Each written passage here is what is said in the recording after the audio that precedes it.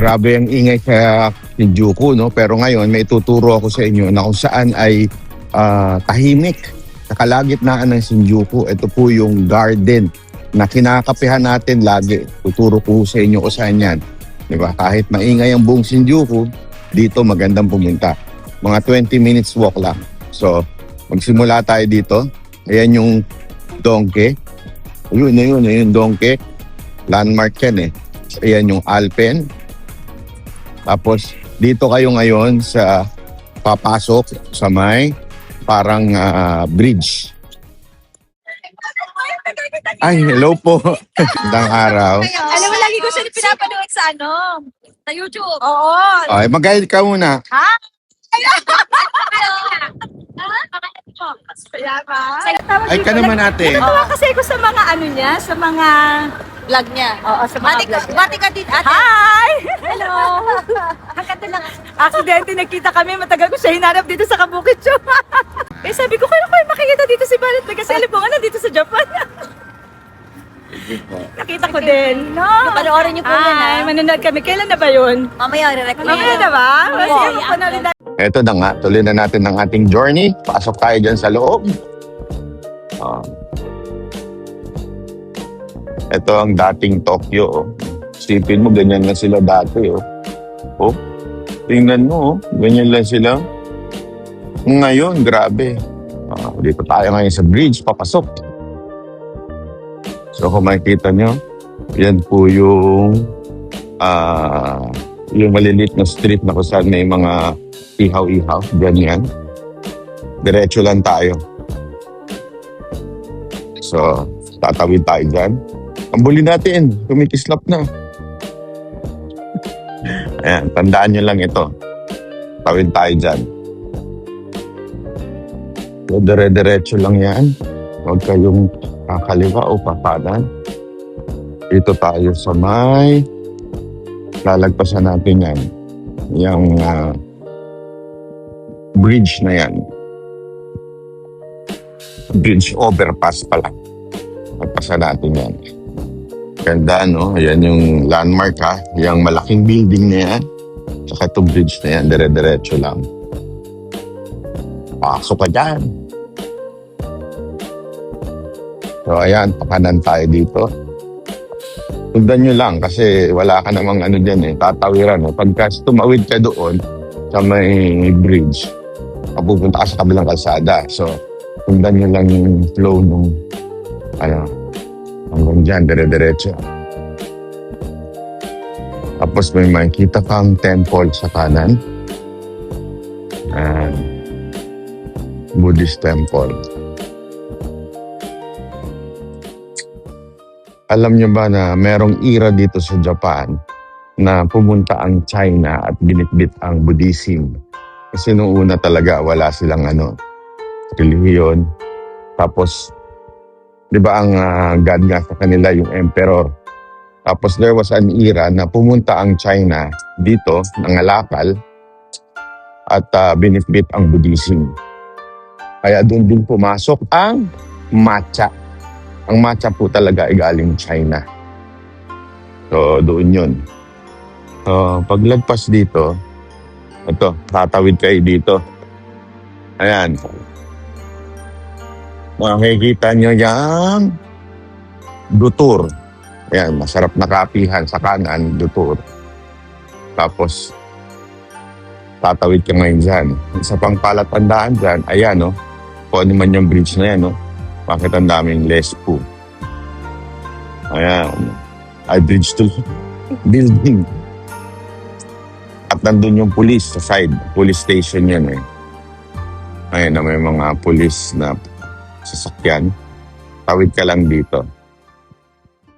So, recap lang from doon sa Donkey, going to Alpen, dire-diretso lang yon. Tapos pag as in dire-diretso lang.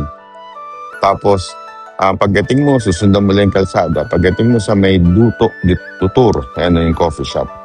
Diyan ka ngayon tatawid pakaliwa. Tapos lakad lang ng lakad. Ayan. Kaya ang mga Hapon ay mga healthy, tumatagal sila dahil po sa lakad, di ba? Sabi nga nila pag naglakad ka ng adaw na ng isang oras kada araw na dadagdagan yung buhay mo. Ayan. Kaya sila umaabot ng 80, 100 na nakakapaglakad pa rin, nakakapagtrabaho pa rin. Wala pa rin, hindi pa ulyanin. Kasi nga po, sa paglalakad, isang dahilan yan. Aside from healthy yung foods. At para malaman mo na tama ka, makikita mo ngayon itong isang, yan, unique na stoplight. Nakikita niya, bilog na stoplight.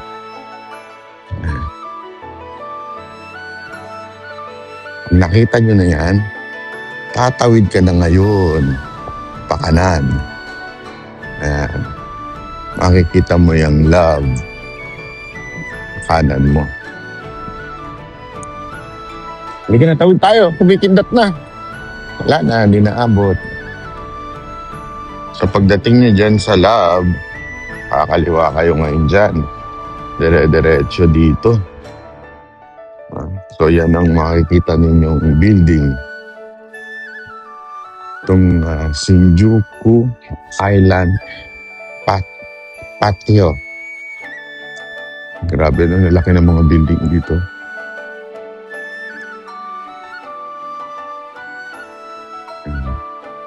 Diba, dito pa lang sa paglakad papunta dun sa park, very relaxing na eh.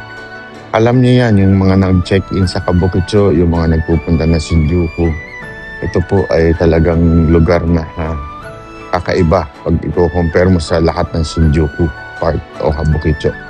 At kung kayo naman ay nawalan ng load, nawalan ng load, may free wifi. Itatouch mo lang dyan yung cellphone mo. Ganun yun. Free wifi ka na ngayon. Tapos may mapa ka pa. O, diba? Kung sa Pilipinas yan, inuwi na yan, ginawa ng TV sa bahay nila. Punta ka ngayon dyan. O, punta ka ngayon sa pulis. O, hala. Mamaya pumindot yan. O, pwede rin palitan ng English yan. O, English. O, diba? So, lahat ng information, bike, pwede kang mag-bike.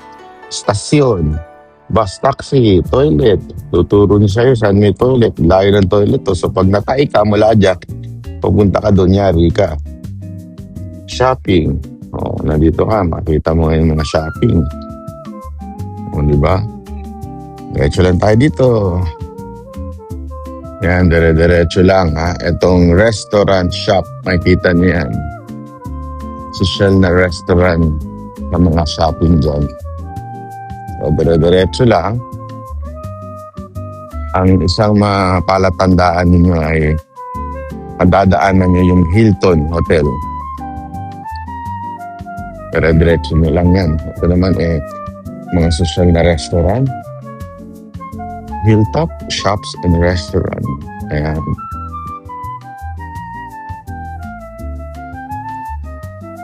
Grabing lamig na yung araw na to. 6. Ang haling tapat pero 6 degree Celsius. Ang naman mas maganda ito. Maglakad na maglakad.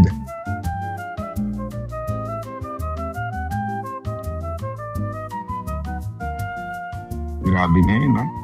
6 degrees ngayon, Celsius. Kaya rin masarap maglakad dito na maglakad, di ba? Hindi ka paapawisan.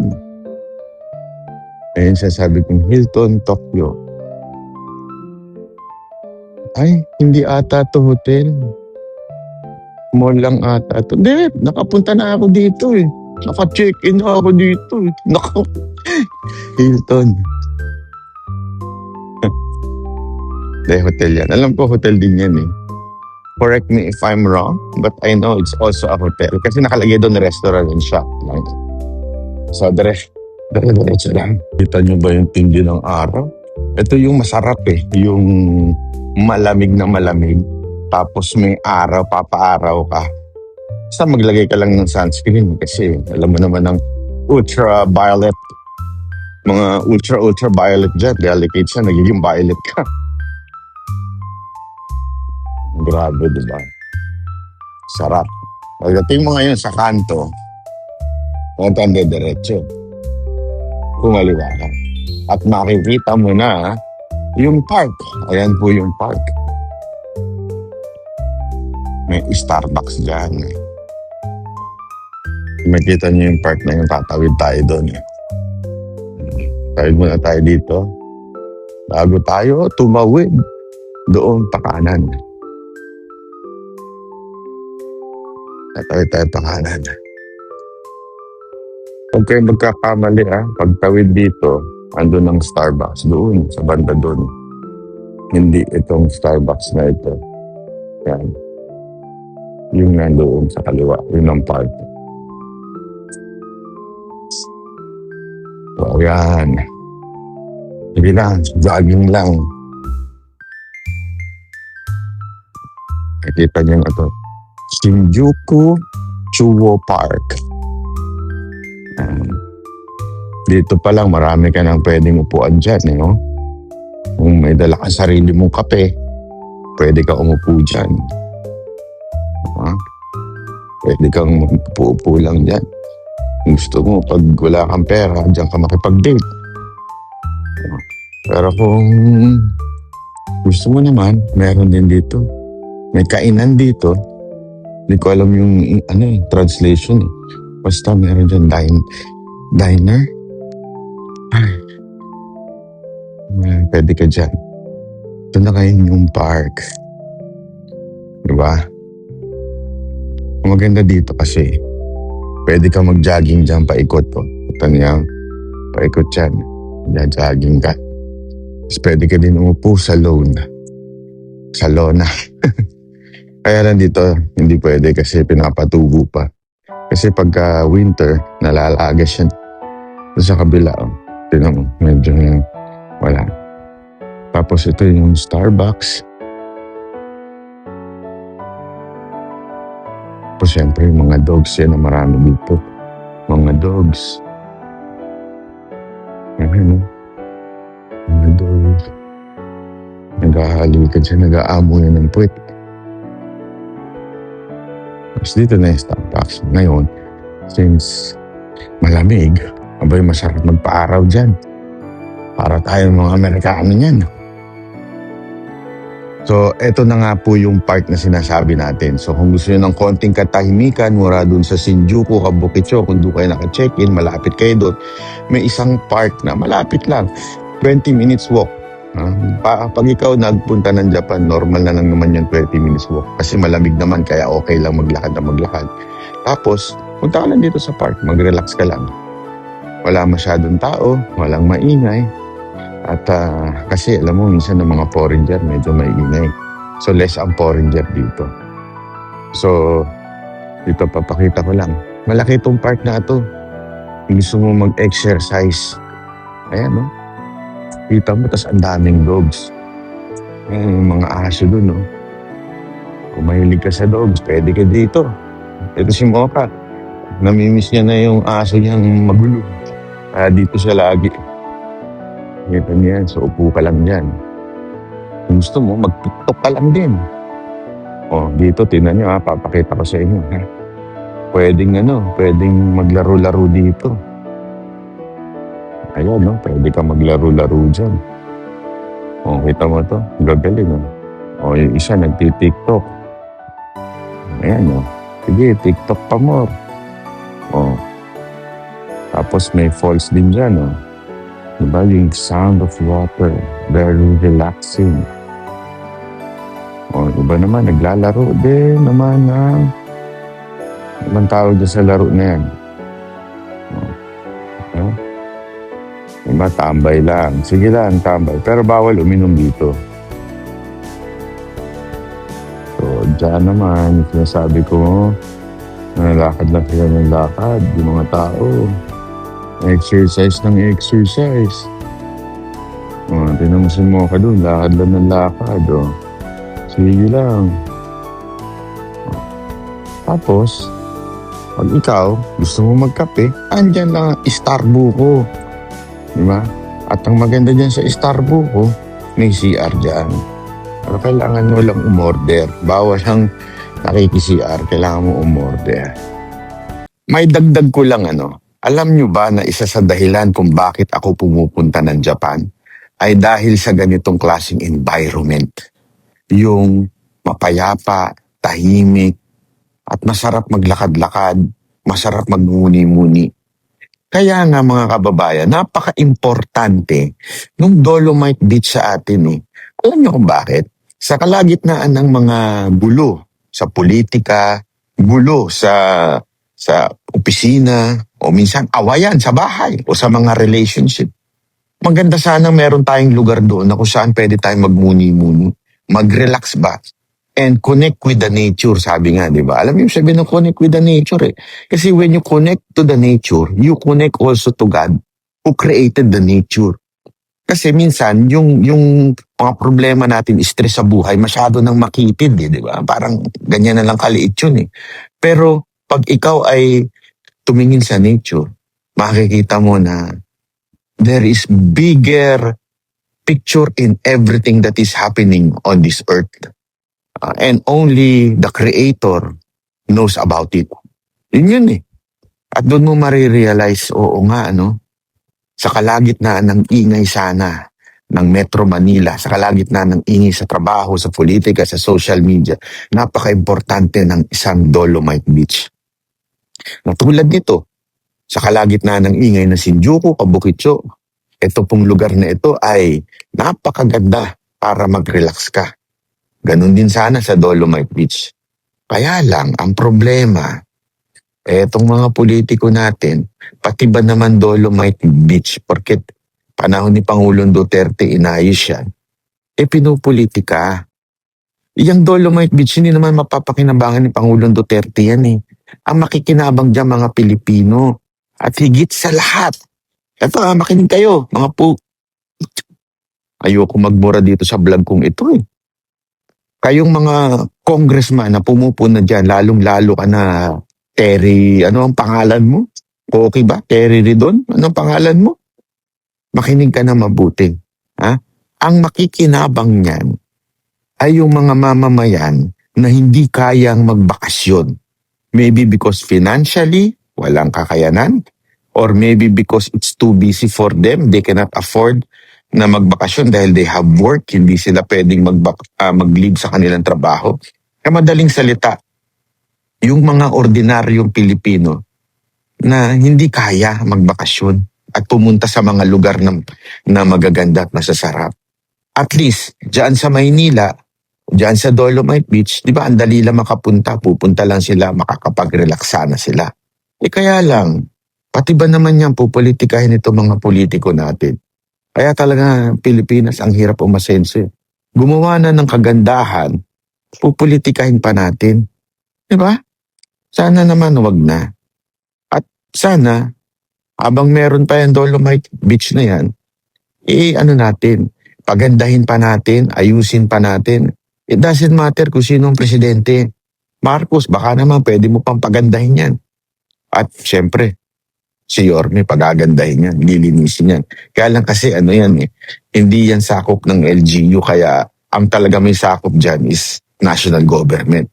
So sila talaga ang in charge dyan. Hindi naman niya pwedeng pakialaman ni Isko yan. So yun lang, sana i-maximize natin tulad nito. Pinakita lang natin yung sa kalagitnaan nitong mga malalaking building na to, ang mga matataas na building na yan, sa paligid, makikita ninyo, ay merong isang park na kung saan ay malapit lang 20 minutes from main city o yung mismong mga restaurant, mga bar, mga izakaya. May isang park na pwede kang tumambay. Alam mo, maganda ito. Bakit, kanyo?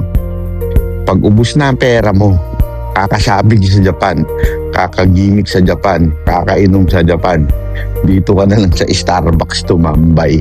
At ang kinagandahan pa dito sa Starbucks, magkakape ka lang, magkano lang naman ng kape. Pwede ka pang tumain ng masarap. Kasi may CR sila dito. Pero umorder ka naman. Huwag naman tayo lang ng tae. Order din, di ba? Hindi, may importante yun eh. Di ba? Na may malinis na, alam naman natin, ang CR sa Japan, malinis, maganda. Tapos Starbucks pa. Tapos nasa park ka lang. Tapos pagbaba mo dyan, nakita mo, may mga taxing nakatambay kung ayaw mo maglakad pabalik kasi napagod ka. Pero mas maganda maglakad, di ba? So, sana nagustuhan nyo itong ating tips. Ating tips, ha? Sana nagustuhan ninyo. Mabuhay po tayo mga banateros. See you soon sa Pilipinas.